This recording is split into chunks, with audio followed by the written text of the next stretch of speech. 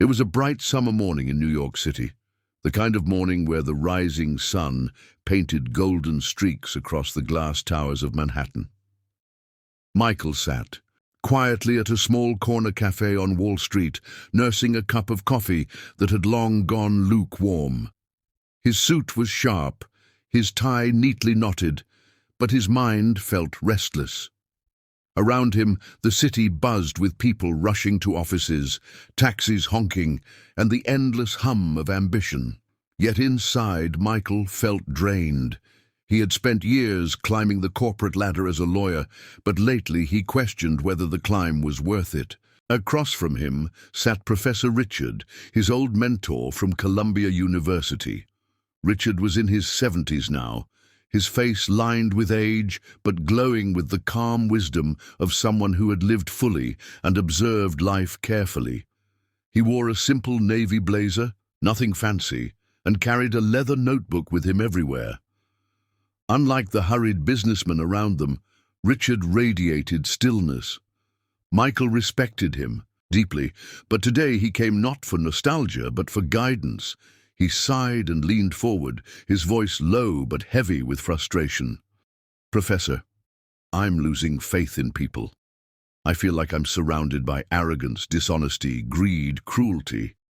Everywhere I turn, it's the same. And the worst part, I don't know who deserves my respect anymore." Richard smiled faintly, as though he had heard such words many times before from lost students seeking direction. He placed his coffee cup down gently, folding his hands. "Michael, the problem is not that the world is filled with such people.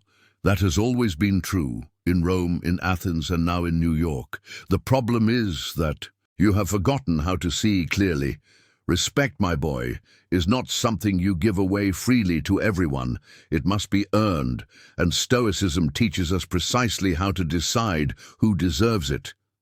He paused, letting the sound of traffic outside fill the silence for a moment, before continuing. Michael's eyes sharpened.